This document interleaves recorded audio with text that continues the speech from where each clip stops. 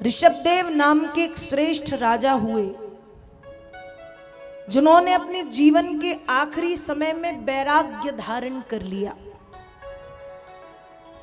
कम से कम चीजों में जीवन यापन और ज्यादा से ज्यादा भजन। और ऋषभदेव जी के 100 पुत्र थे। ऋषभदेव जी महाराज ने अपने 100 पुत्रों को और अपने राज्य की प्रजा को ज्ञान का उपदेश दिया है जीवन के आखिरी समय में। सुनिए, ऋषभदेव कहते हैं, नायम देहो देह भाजाम नृलोके कष्टान कामानर्हते विंभुजां तपो दिव्यं पुत्र कायेन सत्वं शुद्धये तस्माद् ब्रह्म सौख्यम त्वनंतम।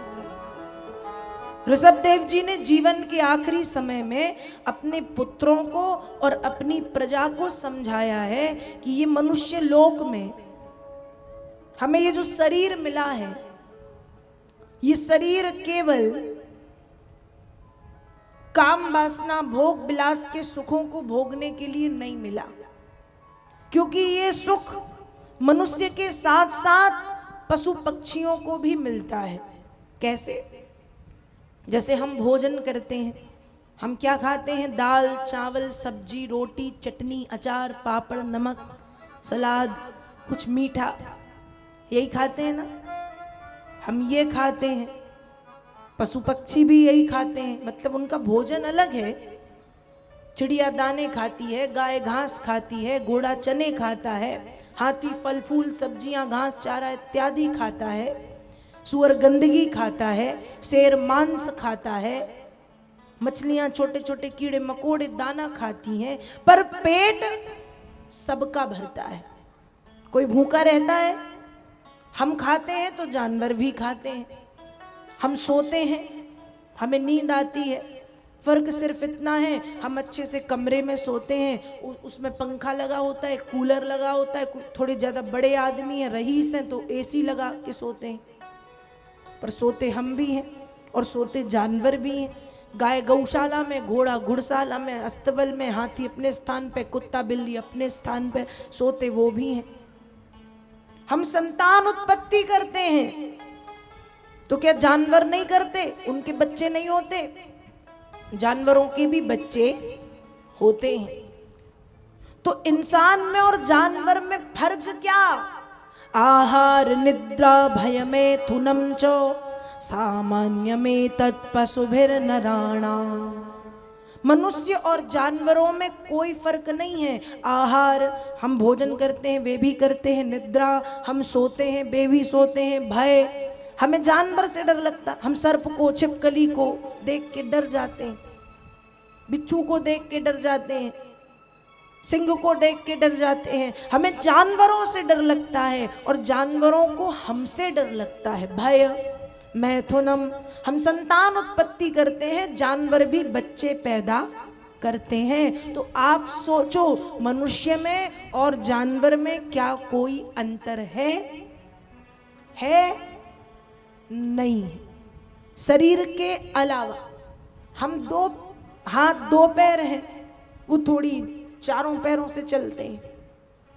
फर्क तो कोई नहीं है। फर्क क्या है?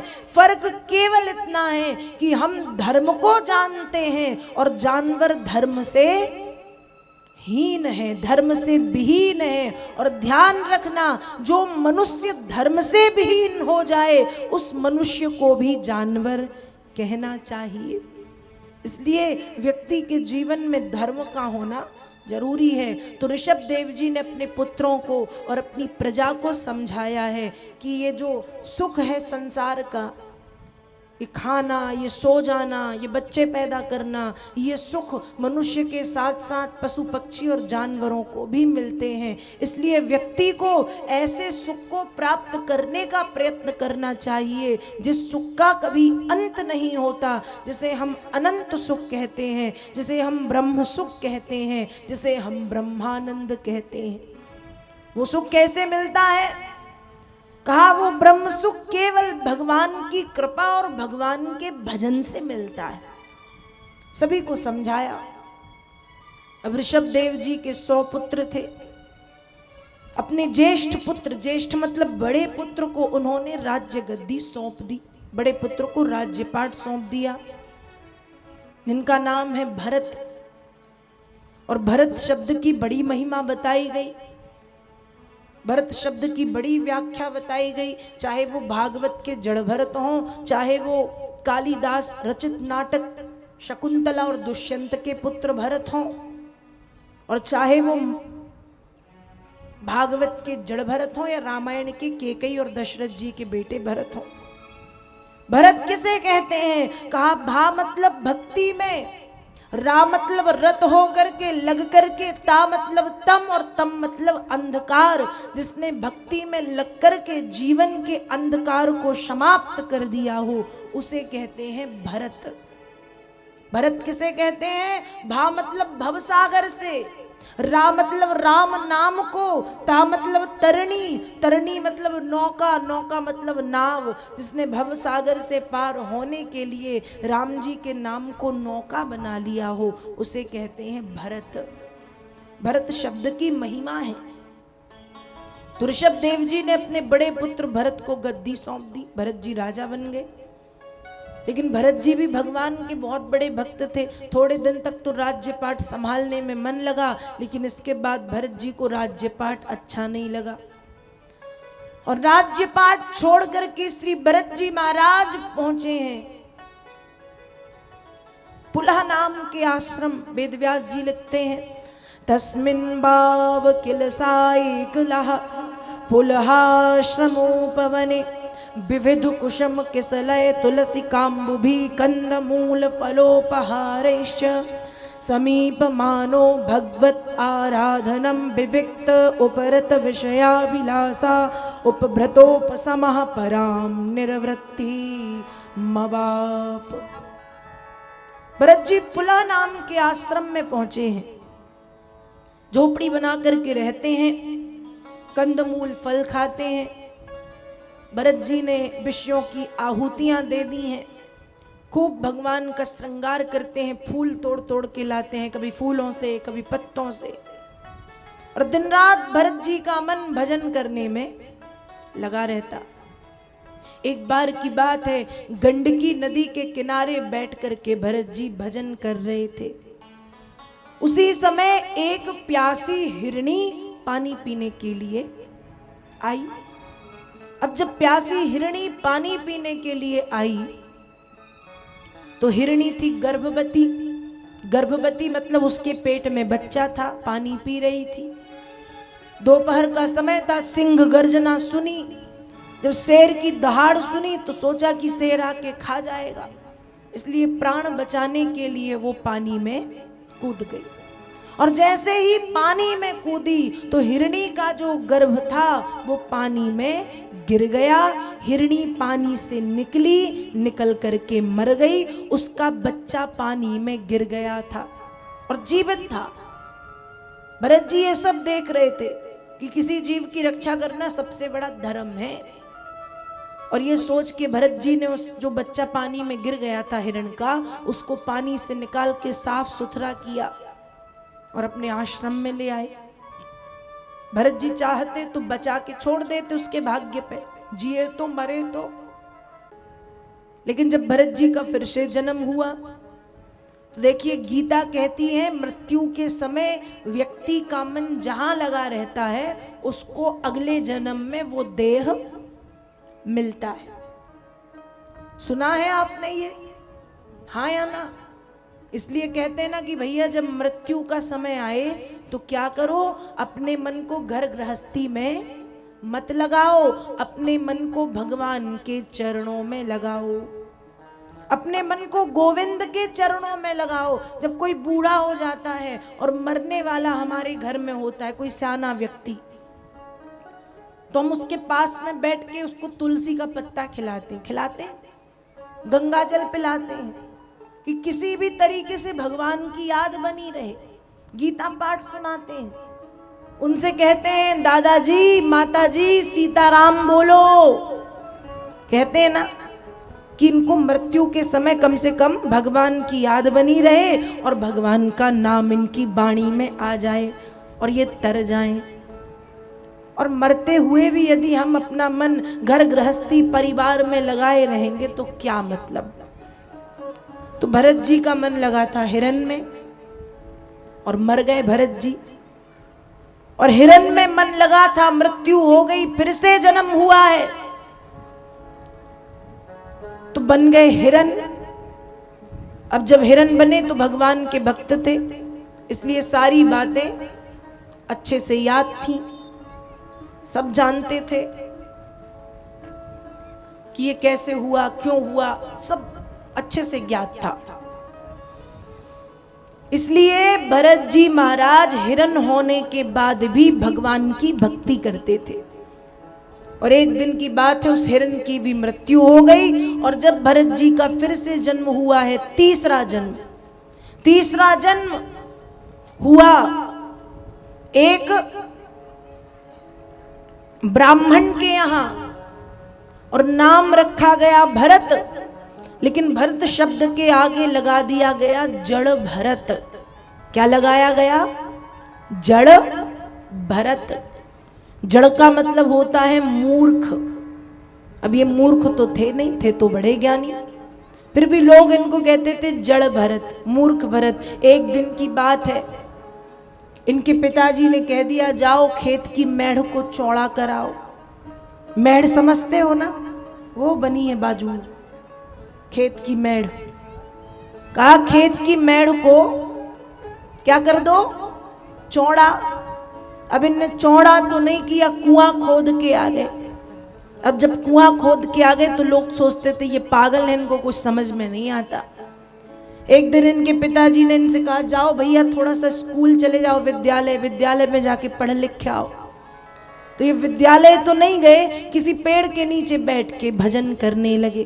तो लोगों को लगा इनको बातें समझ नहीं आती, ये पागल हैं। पर भरत जी पागल नहीं थे, पागल बने रहते थे कि अभी संसार के चक्कर में पड़ जाऊंगा तो फिर भक्ति से विमुख हो जाऊंगा, इसलिए ये कुछ कहे हम कुछ करेंगे तो इनको लगेगा कि ये पागल है, तो कोई कुछ कहेगा ही नहीं।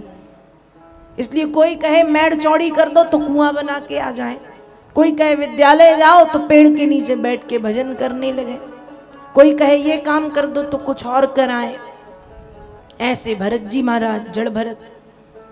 एक दिन की बात है, एक पेड़ के नीचे बैठ के भजन कर रहे थे। उसी समय सिंधु सौभीर नाम का एक देश, उस देश के राजा का नाम था रहुगण, पालकी में बैठ के परमात्म ज्ञान की प्राप्ति के लिए जा रहा था।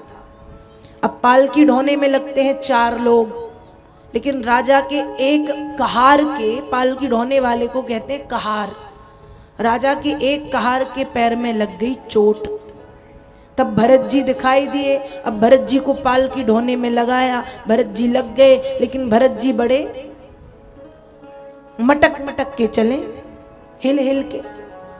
राजा ने कहा यदि ये ऐसे ही चलते रहे तो हमारे जो 3 कहार भी हैं वे भी इसी की चाल चलेंगे, जिसको कहते हैं जैसे के साथ तैसा बन जाना। इसलिए राजा ने 1-2 बार रोकने की कोशिश की, अरे तुम तो भार हो पृथ्वी के लिए। भरत जी ने ध्यान नहीं दिया। दूसरी बार कहा, भरत जी ने ध्यान नहीं दिया। तीसरी बार कहा, भरत जी कहते हैं सुनो महाराज, मैं इस पृथ्वी के लिए भार नहीं हूं, ये पृथ्वी तत्व मुझ में है। क्षिति जल पावक गगन समीरा, पंच रचित यह अधम शरीरा। मैं भार नहीं, ये पृथ्वी तत्व मुझ में है, क्योंकि हमारा ये शरीर 5 तत्वों से निर्मित है। क्षिति मतलब पृथ्वी, जल मतलब पानी, पावक मतलब अग्नि, गगन मतलब आकाश, समीरा मतलब वायु। 5 तत्वों से शरीर का निर्माण हुआ है, इसलिए मैं भार नहीं हूं। जैसे ही कहा, इतनी ज्ञान की बात सुन के रहुगण ने पालकी रुकवाई। पालकी से उतर के भरत जी के पैर पकड़ के पूछने लगा कि महाराज आप कौन हो? क्या आप भगवान विष्णु हो या स्वयं कपिल देव जी हो जिनके पास मैं जा रहा था? कहा ना मैं भगवान विष्णु हूं ना मैं कपिल, मैं साधारण संसार का मानव, लोग मुझे जड़ भरत के नाम से जानते हैं। कहा अच्छा आप जड़ भरत हैं, तो महाराज आप मुझे बताइए कि व्यक्ति को जीवन में परमात्म ज्ञान की प्राप्ति कैसे होती है। कहा रहु गणई तत तपसा नयाति, न चेज्जया निर्वपणात् ग्रहाद्वा, न च छन्दसा नैव जलाग्नि सूर्यै, बिना महत्वाद रजोभिषेकम्। परमात्म ज्ञान की प्राप्ति कैसे होती है। कहा रहु गणई तत तपसा नयाति, तपस्या करने से परमात्म ज्ञान की प्राप्ति नहीं होती। नचेज्जया, बड़े बड़े यज्ञ करने से भी परमात्म ज्ञान की प्राप्ति नहीं होती। निर्वपणात् ग्रहाद्वा, घर को छोड़ के झोपड़ी में जाकर के रहने से भी परमात्म ज्ञान की प्राप्ति नहीं होती।